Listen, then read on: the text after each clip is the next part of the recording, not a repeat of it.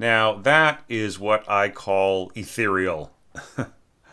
That is just such a cool interpretation of this piece. I mean, it's it's so fun to to see things that are that are framed in such different ways. You know what I mean? That that there can be there can be some approaches that are closer to mine or possibly closer to what would be kind of a more standard interpretation, and then there can be some interpretations that just go in completely different directions than what I had planned. And you know, yeah, it's just really a delight to see all of them. And this one in particular has just such imaginative power to it, and it's just so refreshing. Yeah, there are a lot of things that need some work, and I think that there's some places where you left out a phrase, or you may have gotten a few notes wrong, or forgotten an overall shift of mode, or whatever, or key signature. But we'll talk about those things as we go. All right, the overall effect is very, very cool. Whether everything works exactly as scored or not. So let's start with backwards, just as we've been doing all of these. The beginning of section E, and we'll look at this ending, and then we'll jump back to D, and then we'll jump back to the beginning of the piece. That way, I'm freshest on the newest material, the kinds of the sections of this piece that haven't been looked over as much. All right, so I love how you're using Glockenspiel, Celesta vibes. It's a very clangy piece, There's a lot going on. A few little comments about things, just a few little notation things. One is, this is something you shouldn't do in 6/4, right? This should tie forward to a quarter note pitch, right? Or quarter note value. So it should, in the middle of the bar. So if you want 4 bars in a 6/4, it has to be a dotted half note tied to a quarter note. That way we know where the middle of the bar is at all times, right? It's just like 6/8, right? In 6/8, if you wanted the value of 4/8 notes, you would tie a dotted half note to an eighth note, right? So it's the same thing. There are a few other issues. One is the upward roll. Now, Kevin, you are a longtime member of the community, and I can't imagine that you have missed my dictum to not use up arrow rolls unless there are down arrow rolls to contrast them with, right? So yeah, so really watch out for that. And an up arrow roll should only be used because, like, the up arrow row is saying, hey, this one rolls up because there are some that roll down. So we'll tell you when they roll down, and this one rolls up, right? But since all of your rolls are up arrow, just use the standard roll mark, right? As we see here in the on the keypad, it's just the one without the arrow, right? All standard rolls roll up. If you throw in this, it just wastes the player's time because they're thinking, oh, is there some down arrow rolls? I better catch out where they are. And they look through the part and there are none, and they just kind of go, Phumph. Well, that was a wasted 15 seconds of my life. Right? Don't waste the player's time. Just put in the standard roll mark, okay? All right. And there was one other thing. Yeah, it has to do with your interpretation of tremolo for mallet instruments. All right. Now here you have these two, basically just these two pitches going for the whole bar, and it's taking up so much horizontal space that it's really kind of ruling everything. You got exactly the same thing for the player. Let's get that keypad back. If you assign, let's assign this value to that. All right, and I'll just copy paste this to this and turn that also into a All right, so we got this, right? And then we will give it the tremolo thing with 3 beams, right? And then just, oops. Right, so you could just do this. Or let's just move this out of the way so it doesn't get deleted. I'm just going to copy that, put it here, move this back here, and yeah, this doesn't need to be so long. All right, put that there, and maybe go like this with a... All right, so that is much easier to read and to play, and this also solves some problems from the beginning of the piece, right? Which I'll discuss, right? That like how to notate certain things for mallet instruments, which you actually did the correct way, but if you want the correct kind of playback from your mock-up, you'll do it the other way. Okay? All right, so now that we covered all of that stuff, let's go back to the beginning here. And it's kind of hard to discuss the beginning of E without looking at what happened before it. And once again, I am trying not to scold anybody too seriously for not obeying the original instructions of Barvinsky to like keep everything strong all the way through, and without any kind of diminuendo. Yeah, here you're saying non-decrescendo. Well, I mean, it doesn't make a whole lot of sense because we don't have a dynamic marking for the celesta, right? Well, I mean, not that a dynamic marking on the celesta makes that much difference, but but yeah, I mean, it's kind of cool. So English horn here, and these instruments going chong chong chong chong chong, and we've got a little bit of bass in there with the double basses. Yeah, we'll talk about the efficacy of this scoring and how it all fits together. All right, and then to the next page, you'll just get natural decay from your vibraphone and your celesta and so on and so forth. So that isn't really necessary to write in like I've been telling other people to do. But this is great. You go diminuendo down to piano. And even pianissimo might work, And then harp comes in. And what's really beautiful, this is an instance where harp works absolutely perfectly, right? Because because of the bell percussion instruments that happened before, and also just because there's so much space left behind. If you had a couple of horns playing octaves here, even at piano and so on, there would be less space for the harp, so it would be less ideal. It would still work, but it wouldn't be as perfect as how you've set everything up here. So that I like. And I mean, what's wrong with this? Right? It's all one big phrase. So if you want to get fancy, you even do this. Oops, hang on a second. That should be... Hang on, it does not want to... Okay, there we go. I kept pressing the wrong button. Okay, and like with harp, put the dynamic in the middle. Okay, there you go. And that's very readable. Okay, so, about the only big problem throughout this entire score is, like, how well do certain parts connect with others? And, I mean, I'll try to do some of that with you, but like there's so many little bits and pieces, I'm going to miss some. So I really am going to rely on some comments, some suggestions from below on how to maybe connect things a little bit more clearly. So, for instance, right here we've got, da da da da, and then like the melody that turns into octaves, G, or sorry, B, I meant to say, A, E. You have given to the violas, but since everybody is playing these artificial harmonics and, which are very soft, and you have your upper winds right in here, then like the melody really gets lost in here, doesn't it?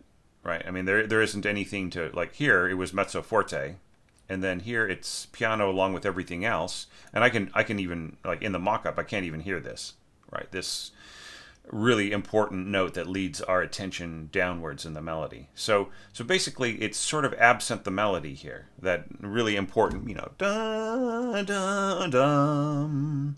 But look, I mean, if you prefer this, like a really subtle kind of a texture where the melody sort of gets swallowed into everything else, then that's fine. I'm not going to question that, but I'm just going to tell you that like the melody is very unclear here.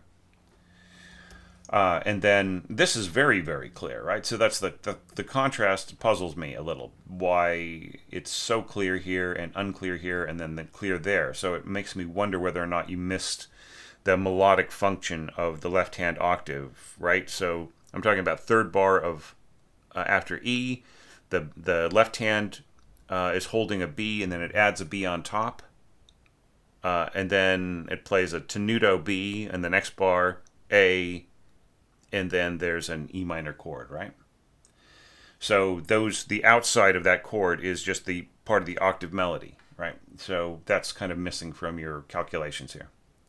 All right, and then continuing on, you have tuba, nice and soft, good range, pizzicato, pluck, pluck, pluck, pluck, with boo, boo, boo, boo. Here I'm just going to say, like, I think that this works fine when you're matching it with pizzicato to have the just straight tenuto marks, but you don't even need the tenuto marks, really, It's being played softly. It's matching up with pizzicato. If you really wanted these pitches to match exactly in articulation, then you would mark staccato for the tuba, and you could even say with pizzicato basses, right? And then the tuba player could match their articulation exactly to the pizzicato, which they do all the time. Same thing with bassoons and contrabassoons. You don't even need to say anything to them because they'll just get it if they're playing along with the pizzicato. Sometimes they even call it pizzicato. They say, "Oh yeah, I was doing a pizzicato articulation there," and people who don't know will be thinking, "What, you were plucking your contrabassoon?" No, it was just that there was matching up. See, like it's a little bit at odds to write in the tenuto mark here, and then the slur here, right? You've got slur and contrabassoon, the same notes in pizzicato with the double basses. So, it's working at cross purposes. If you had staccato here, the contrabassoon player could absolutely perfectly match and blend in with their tone with the double basses here. But, by putting in the slur here, you get two opposite forms of articulation, right? And then here you have an accent, and here you don't, right? So it's kind of like which one do you want? Do you really want the two different things which don't quite match up with each other, don't have kind of a seamless, it just becomes more and more obvious that two different instruments are playing the same line rather than joining together and forming a seamless kind of a color. All right. So, and then on top of that, you have your vibraphone, which I think is really cool, like the space in between this E and the pizzicato below, right, being 2 octaves. I think that's also very neat. And I think it's great that you've also put in pedal marks, which a lot of people leave off.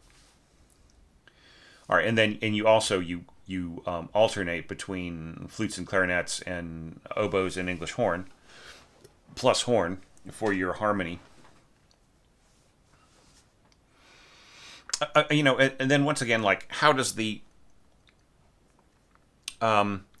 this phrase end, right? Do do do dum, and then what happens in the actual piano score? Dun dun dun dun, is setting this up. Dun dun dun dun. So once again, you've left out. You might be thinking, well, I went from C to E here, so that's sort of part of what's going on. That the motion here, right? But it still doesn't really quite have, here you have got the A, right? But it doesn't really have the melody in it, right? So maybe you just want to, you're trying to take out melodic elements. But, the overall problem with that is that then it makes it even more difficult to connect some of these textures together. All right, and then what we just talked about, bum, bum, bum, bum. I think even though you have pedal, you can also put slurs over these. Yeah, and here you have forte piano, so, yeah, and glockenspiel on top. Yeah, the bite here from the forte piano might be a little too much for the delicacy of the glockenspiel. and and here you have this piccolo above. It's really going to go. It's just going to kind of dig into the ear with that kind of an accent. So yeah, so I mean, I think that the forte piano accent here takes away from the beauty of what's going on in your bell percussion and your flutes here, right? And of course, the overtones work against the flutes here, the overtones of the trumpets, and of course, what as I mentioned before, this can't be just a whole note. It needs to be a dotted half note tied to a quarter note. Yeah, and I mean, I think I understand what you're trying to do here. You're trying to sort of connect this to this, right? It's sort of trying to, but they're such different timbres, right? And they're in such different registers that you really set yourself a bit of a trap. And I think I would take half of this evaluation trying to just solve that one thing, right? So like already, like we're only about 8 bars in, and and I've already talked like a quarter of an hour about like all of the different challenges that are inherent with this particular approach of just really having a lot of like things like this, like throwing in something that is that kind of snarls and then takes up acoustic space, takes up places where like we can no longer hear the subtlety of the sustain of the glockenspiel and the vibes, right? And it's harder to hear this coming in a subtle way. All right. Yeah. So but I love this: the bassoons and the flutes stacked, and the artificial harmonics along with the glockenspiel. I think that this works beautifully. Yeah, and then we've got this ya da da da in celesta and harp and so on. Right. And a little bit of flute there. Yeah, and this is really, really nice. Yeah. Yeah, so you kind of really have your own schedule about cadences and setups and things like that. And let me delete that. And this is very cool the way you build up to this with pianissimo. I'm wondering if this is triple P, and we're headed eventually for piano here, right? Shouldn't this be maybe triple P, and this could be pianissimo, or maybe these two could be triple P and these two could be pianissimo, just so that like they all kind of grow together at the same dynamic. Although, like, starting really soft and subtle and kind of moving forward is all good. All right, and then we get to these last few bars, which are a little... I wonder if I can... Oh, here we go. There we go. I'll just condense them a little bit so that they're more readable. Sorry. All right, there we go. So now they're all part of the same page. I should have done that to begin with, after I fixed this for you. Okay, so C trumpet, and yeah, this is really beautiful. The player can get down to a really fine triple P right here. There's one problem here though. It's like first you start off with this, da da da da. Yeah, okay, I see what you're doing. Yeah, and then throwing this in as that high pitch. Going towards the, tuba,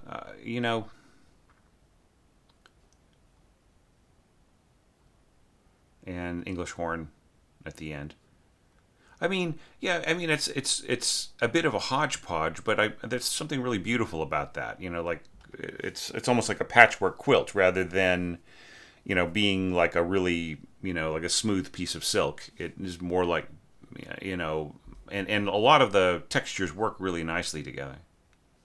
And I really love the way that you bring this to a close right here at the end. Yeah. Yeah, what? I would avoid this. This is kind of confusing. Like, do you mean that this is supposed to be a touch, like a touch 5 harmonic? So like the bottom note. Yeah. Yeah, see, so that just like this, the bottom note should be a should be... Yeah, so if this is intended to be like a like just an octave harmonic, then I would score it on the pitches intended with two of these guys over them.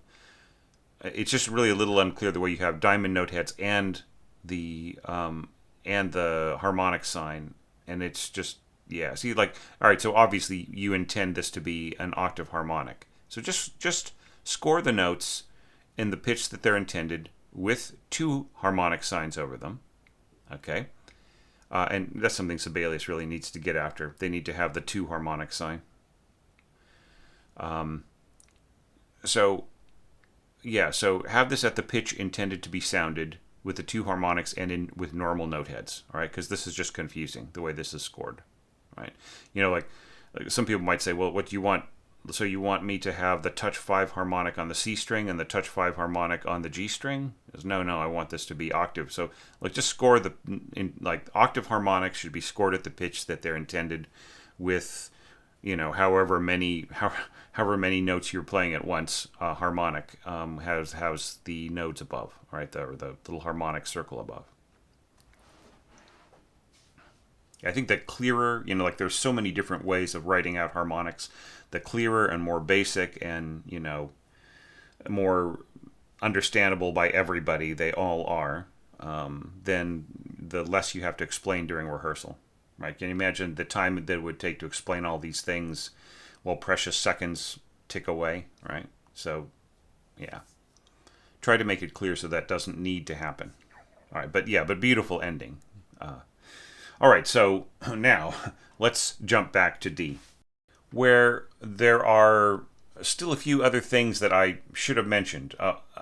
Let's talk about this first. Okay, you have a combination of a... you have the brace and the bracket stuck together, right? And I think there might be a way of offsetting the brace, but really, what you really need here, just select both of these and go to notations, sub-bracket. See, if that's what you wanted, that's how to add it. Erg. And you could also do this, right? If the tuba is independent, then both the trombones could be put in their own bracket, right? So it just really depends on what you want. But I wouldn't try to combine a brace and a bracket together, right? Try go for sub brackets. Now, here we also are kind of looking at this, once again, like when you indicate this sort of playback, when you indicate this sign of the triple beam tremolo, rather than the alternating note tremolo that I just showed you how to do in the previous section. Sibelius doesn't understand that this is a standard notation for an alternating tremolo. The playback doesn't understand that that's what you mean, right? So it'll go rather than right, which is what you want. You want the second one. So I would say that, if you want the playback to sound right, then just do what I did before, score it out like that. Otherwise, this is perfectly fine. I've used this with professional percussionists since pretty much day one, since I started working with them, and they told me, look, that just saves time rather than writing out the two separate pitches with the tremolo between the pitches. It's just easier to read it like this. But I've seen it written both ways, and nobody really has a problem with either. I'm just going to check something here. Yeah, so pizzicato here in the first violin. Right, and this was still arco, right? So it's a little confusing whether you intend pizzicato here, you've got it in the cellos, but I'm just going to put on my headphones for a second. Yeah, so it's definitely pizzicato there. So I'm wondering if there was a change that I didn't notice. Oh, I see. I see what's going on here. So you put the pizzicato in. I thought that it had been dropped down from this. So yeah, so it's in the above the second violin staff. You know what? I wouldn't do this.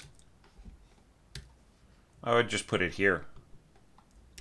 Right? If you're going to put it over a rest, put it over the rest that's in the bar where the change is. Okay. All right. So all right. So let's talk about how this page all fits together. All right. Um,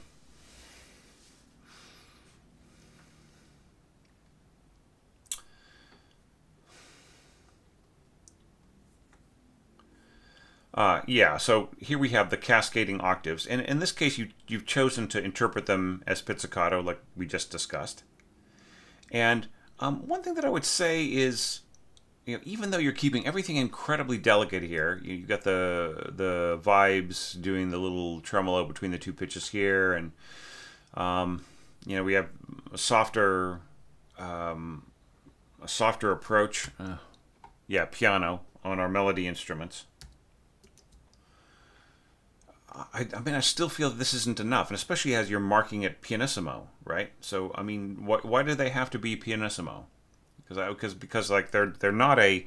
I mean, just because they are marked pianissimo in the piano score, doesn't mean that they should be pianissimo in the orchestral tapestry, right? So, I mean, if you follow something like that in your score and you you do, and then you play back the mock-up and you listen to it and you can barely hear it, and that doesn't seem right to you, then just mark it up to piano, right? And I feel that would be completely legitimate here.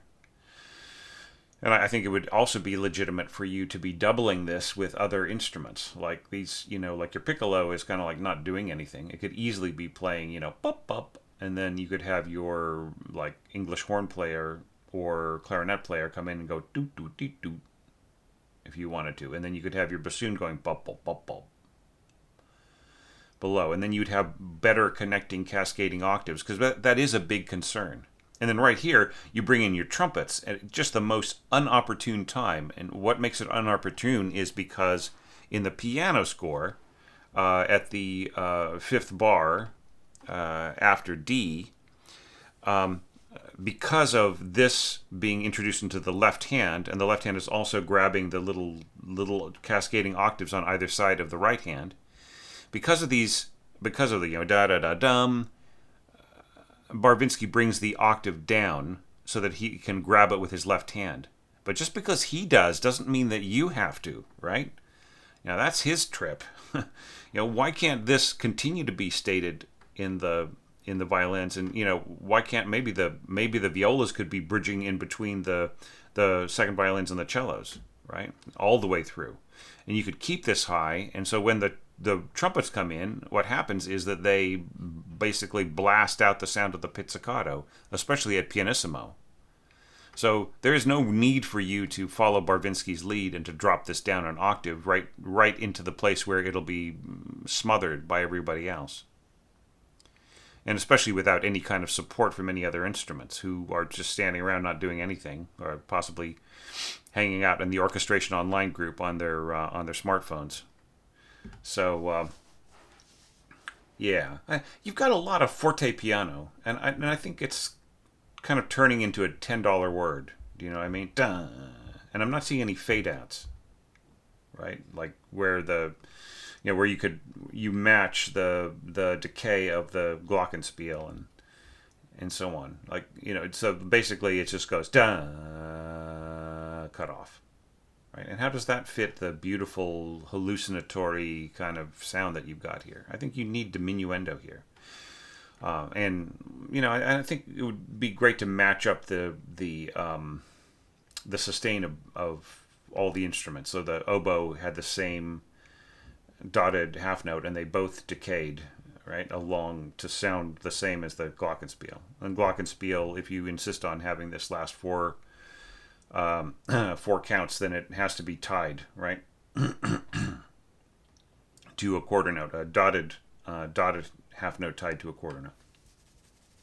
All right, so just the treatment of the melody, though. I mean, it's very cool the way that you've got this this kind of rumbling away. The double basses are playing this. Now the thing about it is that double basses do not usually play artificial harmonics. So some players do more as solo playing.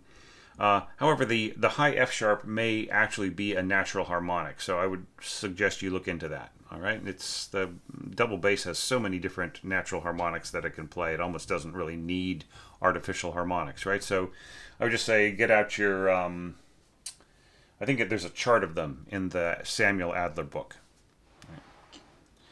All right, so now let's. Sorry, I got distracted. I was about to talk about the treatment of the melody. Okay. All right, so we've got our little chordal melody going on between first violins and flutes below, and you don't push your flutes down too far, so it all works pretty well.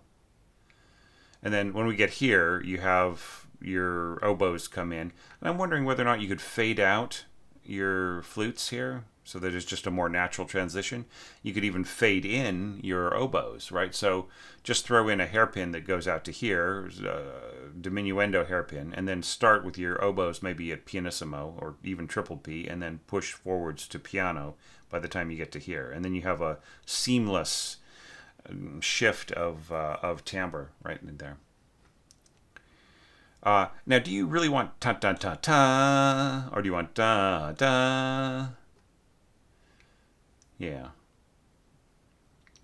Yeah, check for wrong notes, because there are wrong notes in a lot of places. Like this chord has got a few strange things happening in it. But we don't have time to go over the melody. There's just too many other things to think about. Yeah, so bum ba bum. What doesn't connect here is that like a lot of your harmony just cuts off, like your clarinets. Things kind of end before the brass come in, and the only thing that is keeping the music going at this point is just the here, little ting on the glockenspiel, and these cascading octaves that are kind of a little weak, right? So I think you need more. I think you need more body to this to push it forward into the brass chord here. All right. All right, so I already talked about the possible bad notes in there, or maybe you prefer a different harmony there. All right, so here we get into the kind of the Ravel section. I'm starting to think of it more and more. Bum bum bum. I feel like the dynamic contrasts here are just very regular. Mezzo forte, piano, mezzo forte, piano, mezzo forte, piano, mezzo forte. Right, so it just really is the kind of the same thing over and over again. And there isn't any push and pull, right? It's just loud and soft. It's kind of like a, and then here you're, these strings cannot. There's no way that they can compete, even if you bring your brass down to piano. And then they're supposed to tie across, and then they get smothered by the mezzo forte. So like, if you really wanted this to balance with your brass in here and like work more functionally, I would mark them mezzo forte, right? And I like this. I like the tremolo that you've got going here, the measured tremolo. All right, there's a couple of things here. So when you add a double beam tremolo to an existing eighth note, which already has a beam or a flag, then it becomes a triple beam tremolo, right? So you may only need a single beam here in order to have the same rapidity of that you have going on here. But I'm wondering, Kevin, if you were aware that this means to play 4 16th notes in a row, on a quarter note. Because like here, like you're sort of treating it like just a standard tremolo, which would be a triple beam, right? I mean, it all works fine at a double beam tremolo. Yeah, and then like the there's sort of an irregularity here. This should almost be like an eighth note tied to an eighth note, right? Because here's where the next kind of compound rhythm starts, right? The next part of the compound rhythm starts.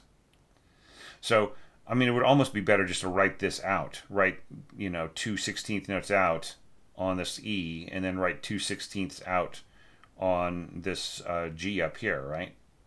And then, as far as this is concerned, these are two markings that work against each other, right?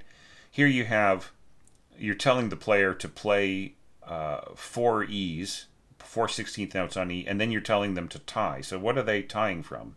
Are they tying from the last E that they play? Or is you meant to play it smoothly? I mean, it doesn't really quite make sense, because a tie would mean that it would be held across here, right? And sometimes people add ties to tremolos, but they're more like unmeasured tremolos, right? And it's kind of an expressive thing. But here, like this marking of the tie is working against the tremolo. Now, if you intended this to be an unmeasured tremolo, as I said before, like triple beams, right? But I would say in either case, I would get rid of the tie, because it's really not saying anything. I would actually just write this out. I would write in the 4 E's. And if I wanted a tie at the end, I would put it in, and I would write it out completely every single time. All right? Okay, so it's just notation stuff. But in order to meaningfully contribute right here, this needs to be mezzo forte all the way across. And you also have an imbalance here, because you have forte going up to this note, going up to this E, and then you have these other instruments who are playing the E octave and a fifth at piano, right? So it's also an imbalance there.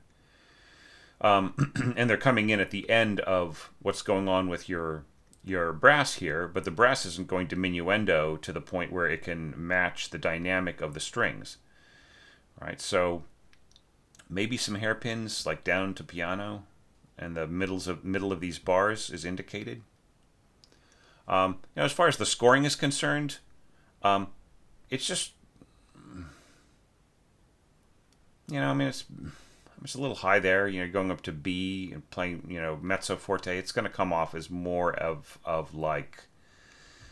more forte, and this G is going to be more sort of mezzo forte, right? So just everything above the staff and the trumpet and your horns is going to be a little wilder, a little blattier. Like here you want an A and a B and an A again with piano. So that's probably not going to work. It's just going to be such an intense sound. And then you have this really subtle artificial harmonic following it at the same time that you have this sort of blasting stuff happening from your brass. So, I mean, it doesn't really do anything, right? So you've got this subtle scoring working against this kind of boisterous chorale here, and then you've got the big surges and drops and surges and drops and so on. So I think this section needs a bit more work.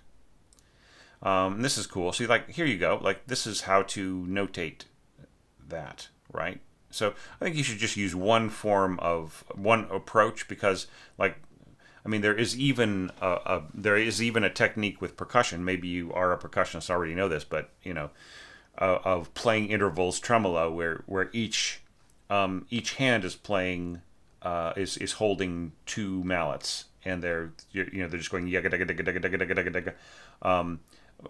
repeating those intervals whole rather than alternating them, right? Okay, so we get to this part right here. This glockenspiel note is basically just, it's barely going to make any difference at all with this much weight. Okay, and once again, forte piano, we just have so much forte piano in here. It's a form of accent. Do you really need these notes to go soft immediately so much? And they're so short, right? They don't really hold on or anything. The piano part of the note will not really make much of a difference. And the accent is forte piano is a kind of accent. You already have an accent. Maybe you don't need the forte piano here. Just forte. Okay, so, this whole section here, the second half of D, is just really fascinating to me, because, it is so understated, right? You're not really using your brass in the same way that most of us other orchestrators are using it. You're more like doing this. It's more of a dance, right? Than it is than it is a war, right? You've inverted certain functions. Instead of the repeated notes being above, you have them below, and you have and you deal with some repeated notes as well by exchanging pitches, and then you have these arcs, which you don't need to need to throw in these rests. You can fill in the rest, right? Because the rest is just a function of the octave here. So if the octave melody is being played by some other instrument, then just fill it in. Fill in the gaps, right? And the same as the beginning. All right, we'll get to that. All right, so you have your melody shared between piccolo, English horn, playing, not too high, but pretty high. And that is it. So I don't think that this, I respectfully submit to you, Kevin, you have, and then flutes, of course. Then you have all these instruments, and they're all doing this sort of back and forth stuff. You got your brass kind of going, and, bomb. So, I mean,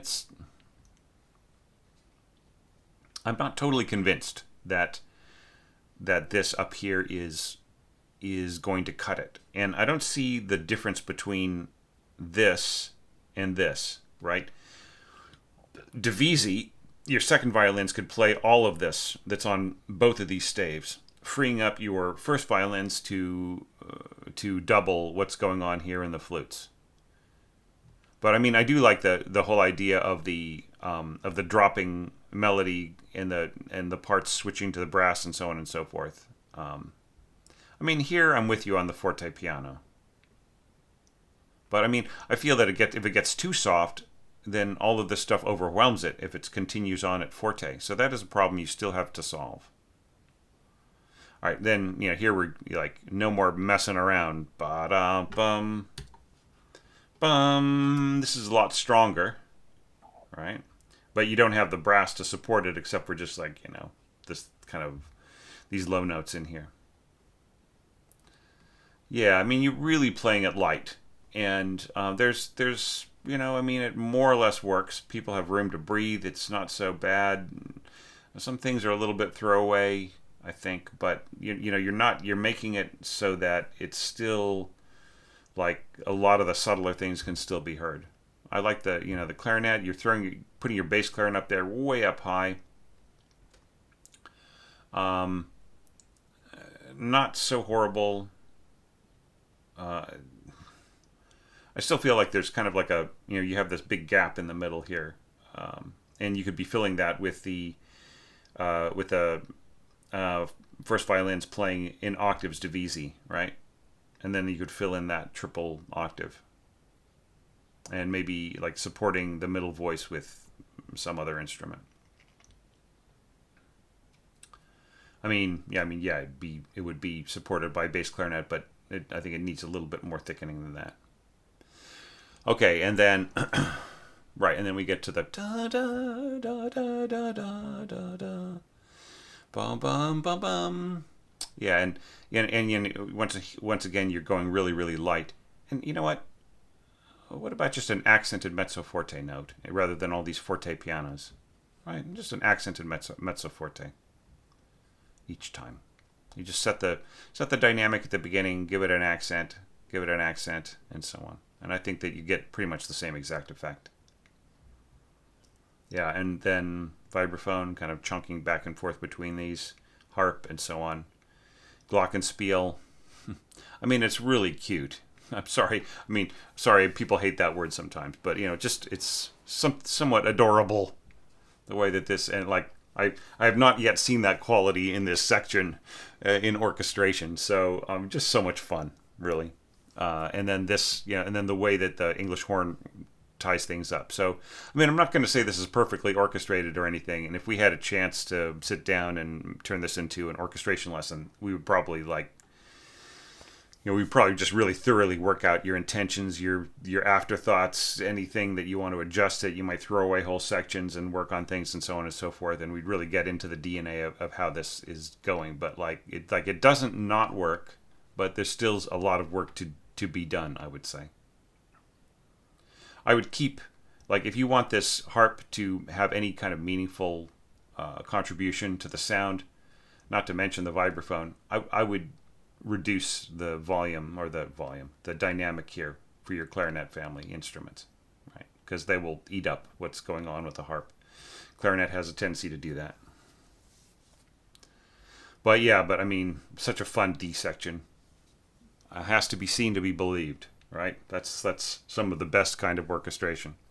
So awesome work on that, Kevin. So now, finally, let us jump back to the beginning of the piece. Now, before we launch into this, just a few little bits of housekeeping. Maybe like write your name in here. Oops. Be a pal. Because, like I take so many screen caps and, and have so many different files running at once and so on. It just really, really helps if at the beginning people have put their name on it somewhere, right? And this really helps. That's one of the reasons why I have this option.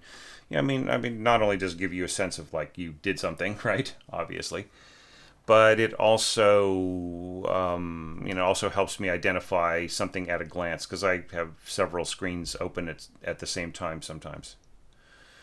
There were a couple other little bits and pieces I've already talked about. The difference between alternating and repeated intervals and so on in vibraphone. So like later on in this orchestration, you have alternating interval tremolos, right? So, I just think you should use the same approach all the way through. And if you're not using it, then obviously you intend that the intervals should be repeated one after the other rather than alternated, right? And then I already mentioned just use the standard roll mark. If you're not going to use the down roll, don't use the up roll, right? It's just, potentially is a waste of the player's time. And there are a couple of other, like there's some bad notes here and there. There's some weird stuff like right in here. There's some notes that are really off. And yeah, right in here you've got your harp down one step. And it actually has a very cool, like, slightly dissonant sound there. Almost kind of sounds like bell harmonics. Like they'll have a detune, sort of a detuned bell tone sometimes, or hum tone. But I just wasn't sure if that was intentional. And then there was this problem in here is that you're not giving us F naturals. Right, when the tonality of this goes to C major, right? So, and I wasn't sure whether or not that was intentional, but I'll tell you something. If the piece really is like intended to have an F natural in the part, in the original source score, and you know that, and you're not making a mistake, then what you need to do is this. All right, is go to your keypad, select the last little screen of the keypad, and put the parentheses on, right? And this lets us know, like, hey, like I know I'm giving you F sharps, and that's on purpose, right? So, but maybe you're looking at it and you're kind of horrified, saying, "Oh no, we're supposed to be F naturals. What did I do?" Or you might have been thinking, "Oh man, it didn't occur to me that was an F natural there," and now I'm thinking, oh, geez. So whatever the outcome, if that happens, just, please, please be mindful of that. And yeah, and that's just really helpful to me. All right, so let's go back to the beginning. All right, so I cannot spend as much time on this as I did in like E and D, but I think really E and D were like the spots that needed the most work. Now, just like before, there's a bit of a patchwork quality, like we saw at the end of the piece. And, some things could possibly connect better, but there's a kind of a nice little randomness. Like, for instance, you don't have any tracking harmony right here. You just have these rolls in the celesta and so on. And you have these elements coming in here. These artificial harmonics. Once again, you're giving an artificial harmonic to the double bass player. In this case, they can actually play this harmonic here just from the open string, right? So that one is all fine. And but then this high B might be available on the E string. So just like look through your book of look through your orchestration manual, and maybe it's better just to like throw in a treble clef here and then add the notes written down an octave from. I mean, okay, so like treble clef in double basses is a confusing thing, but it's like it transposes down an octave exactly the same way as the bass clef does, right? So just write in the pitches, transpose down an octave with the harmonic node, or the harmonic circle over it, and that is the best way to go it. And then the bassists, the man, they have eaten this stuff for breakfast, lunch, and dinner. They don't need your help in anywhere further than that, right? They just need to know which pitch to play.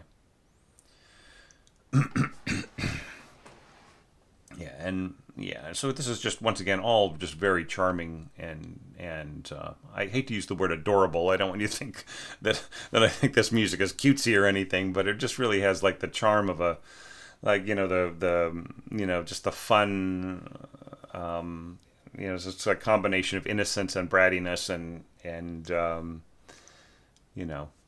it just has a wonderful quality like that. I would say dolce here. Right. Yeah, and then, like you're going up for a G there. You're going up to G, written G a couple of times. And here, you are really sending this player way up high there, from an F sharp up to, up to like B. And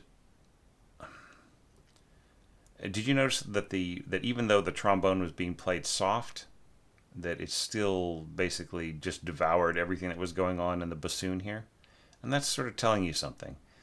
It's a thinner tenor sound, and the quality of tone isn't fat enough to really be able to fight against the overtones of the trombone. It really, if you put an oboe in there or an English horn or something else, like, it would come through a little clearer. So what do you do here?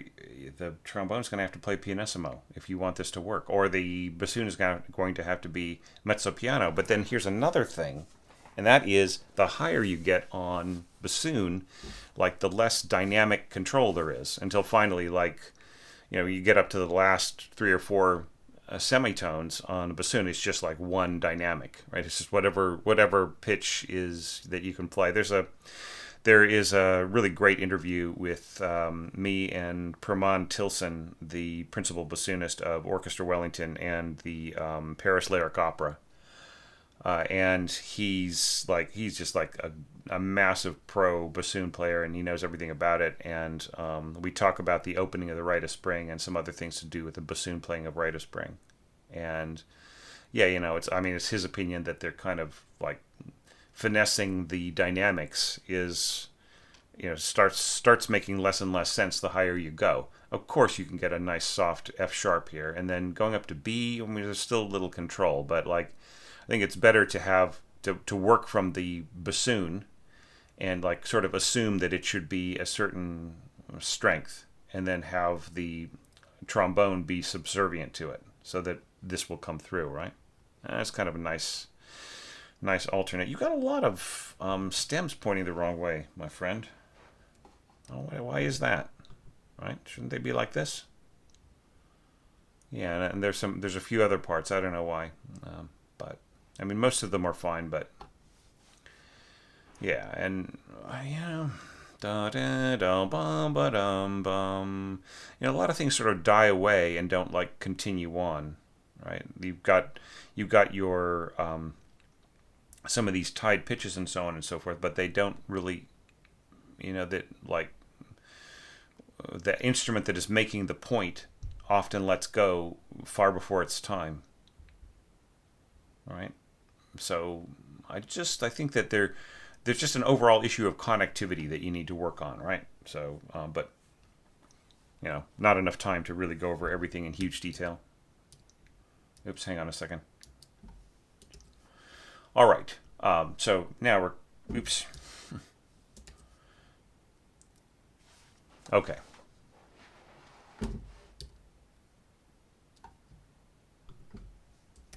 Sorry, it keeps wanting to jump back to the first page. All right. So now some really high bass clarinet. Okay, so in this case, like bass clarinet is almost like a flute. Like when it's way up high, like, it just has a kind of a flute-like sound, right?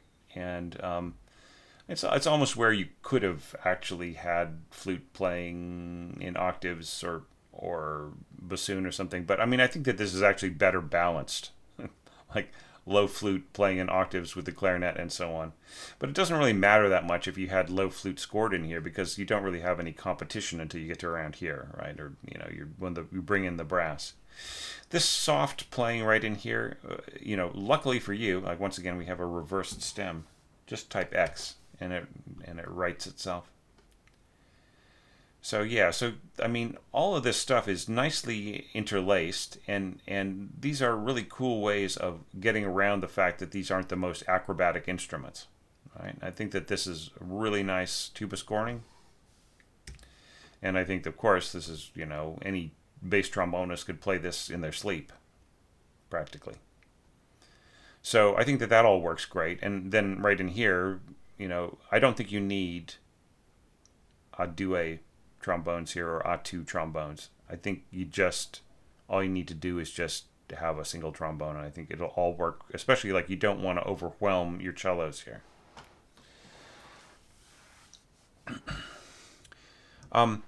Perhaps there is a little bit of a slip of the mind here in, like, is this intended to be double bass in octaves with the bass trombone, or is it intended to be unison? Right, because like these pitches cross the pitches the way that you've written them, kind of hang on to what's going on and then cross over, right? So whereas if it were an octave lower, then it would kind of make more sense the way it's working with the cellos, right? With the way that this is sitting right here with the bass trombone being so high, it sort of interferes with the flow of the line. So that's why I'm kind of confused about. I mean, this makes more sense here, but still, it's sort of stepping on the toes. One part stepping on the toes of the other. Yeah, and then here, like you have a piano dynamic, and you're asking for this high A, right? Perhaps could this line here be played by maybe a combination, like maybe A2 oboes, right? Like it would get a sort of a trumpet-like sound. Maybe you could have muted trumpets right in here just for a, da da da dum, da da da dum. Yeah, this is all beautiful and delicate. Now, you can do, well, I guess if you have the rest here, then you can't really have the pedal lift and then put it back down again kind of sign. Yeah, this is where, I don't know, Justin Toki, if you're listening, like could we possibly have a functional pedal brace without the big pedal mark on it, right? Just like there's a sort of a standard in a lot of American sheet music. It's just so fiddly to have the pedal mark over and over again. We know that it's a pedal mark, right? The first time we see it. So after that, it would just be nice if we just had a brace that that basically made the pedal sound, right? When it was, this was actually something that I talked over with Daniel Spreadbury years ago. Wow, oh man, over 10 years ago. Back when he was still heading the team at Sibelius, and I had like this laundry list. They upgraded to version 7, and I felt that they hadn't solved a bunch of really basic problems, and this was one of them. And that there still wasn't just a bracket to be used for pedal. Yeah, it just is just so much more, so much less clutter, Anyhow, but if you're listening, Justin, that would be on my wish list. But I know you can simulate it. You just put a standard bracket under there, and then you put an invisible pedal. But I mean, that's like 3 steps, right? Okay. So to get past my little hissy fit, so right in here there are some wrong notes, right? I'm not going to go over what they are, but it's just something that some audio proofing maybe. Here's another reversed stem. I mean, so there's so many of them. I'm just wondering. Is this something that was part of the export? I'm just going to take a quick look at my score. Yeah. Okay, well, seems a little dubious. All right. Okay, but as far as everything goes, I think that it's all fine. I'm not so sure that like here, it's not too heavy.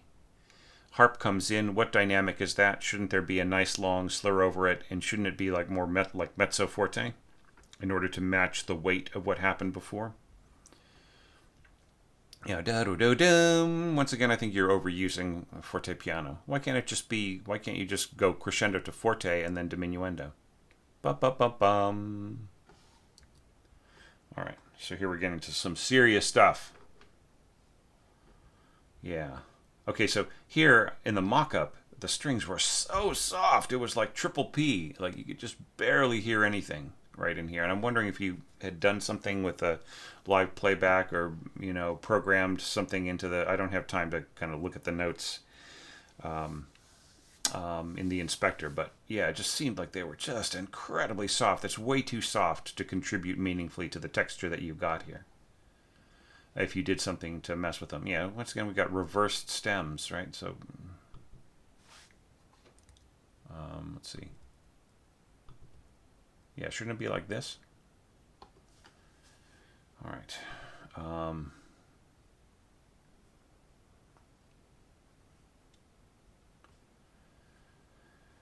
Yeah,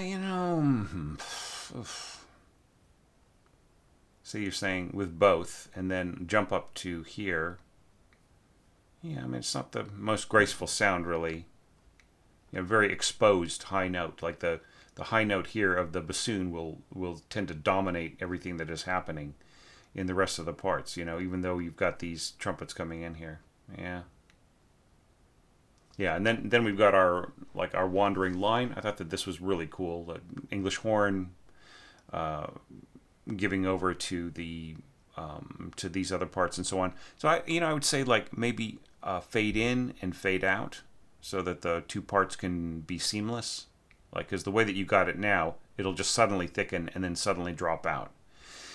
Better to start maybe pianissimo, maybe even triple P, crescendo in to piano, and then here fade out to and actually you could even fade out a little earlier, right? A single note for a handoff is also, or excuse me, not a handoff,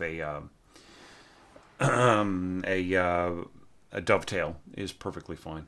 Yeah, and this is all really kind of cool right in here. Yeah.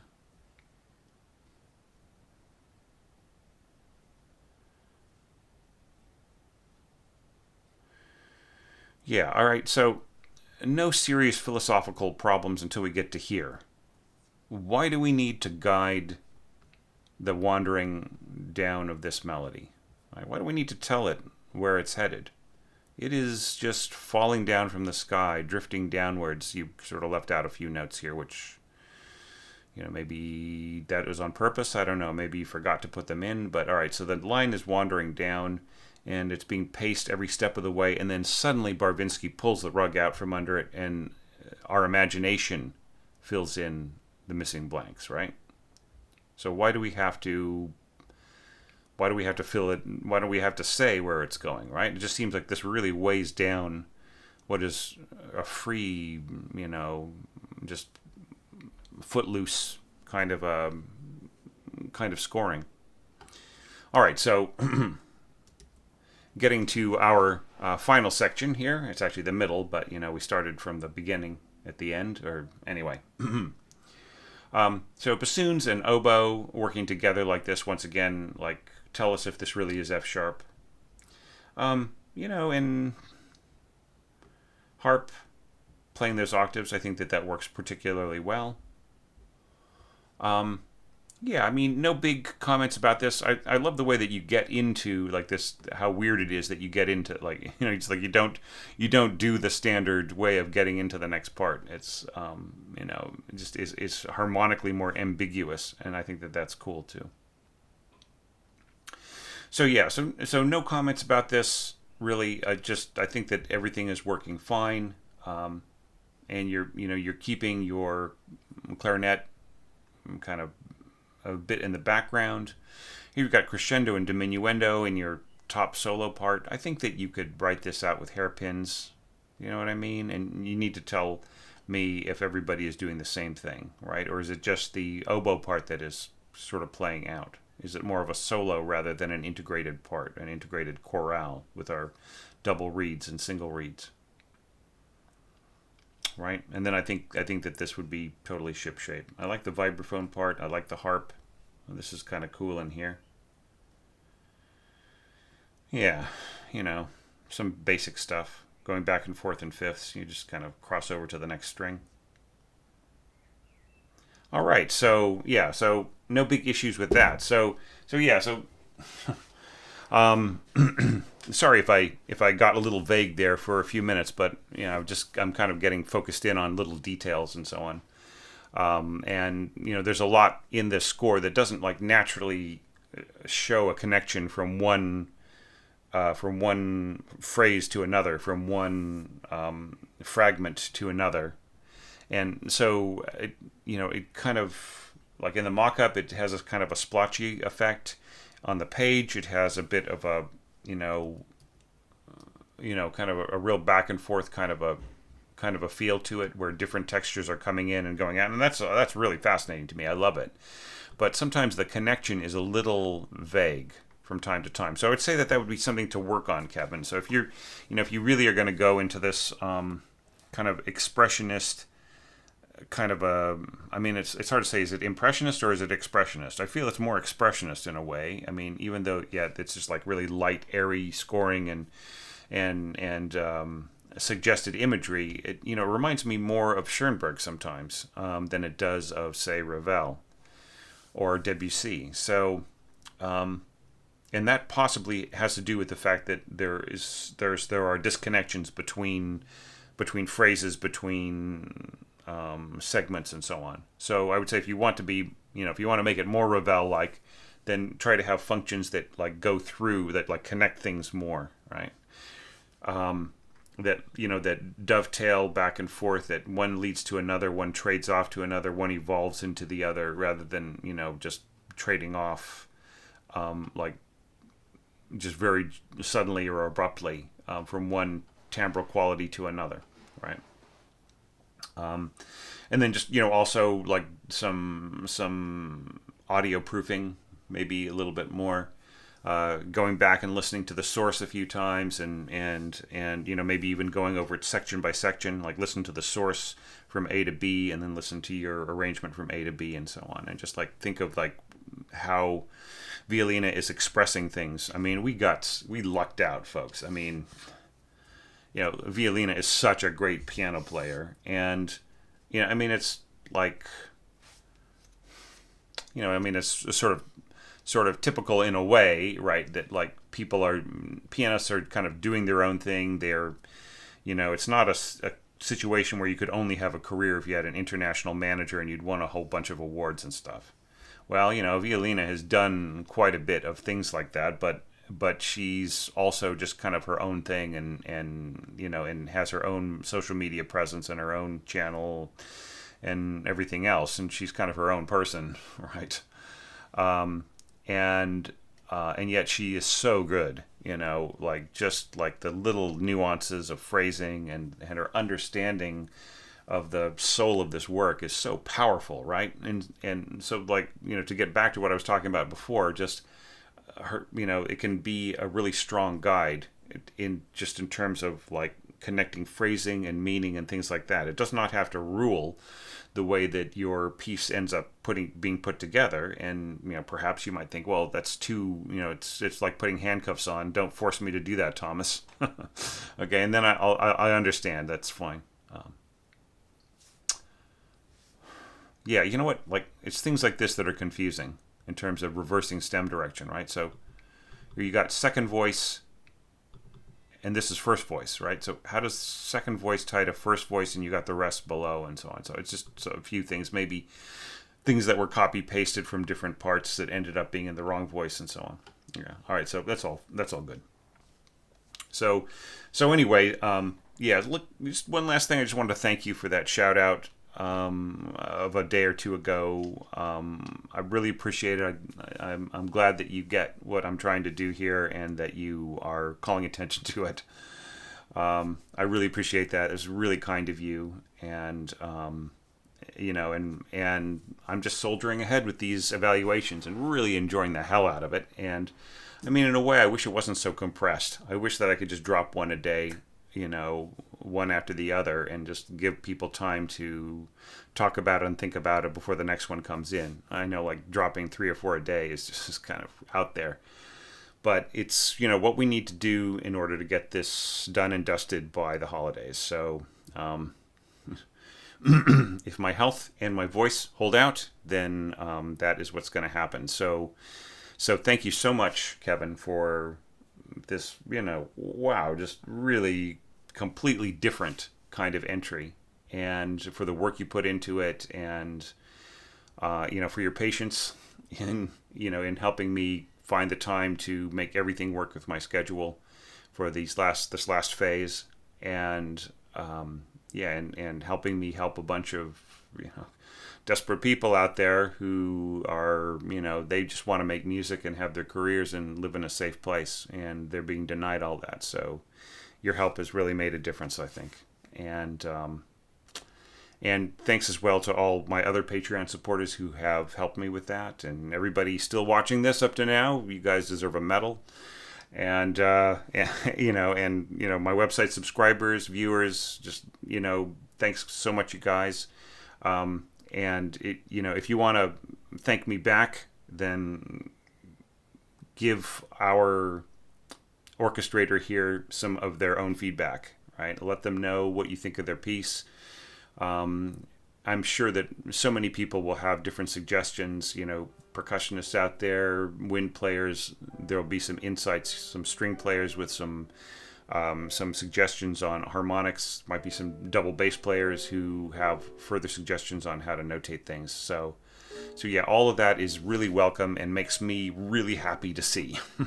All right, so I will just sign off there with thanks to everybody. Thanks again to you, Kevin, and I'll see you with another video of another amazing entry in just a few hours.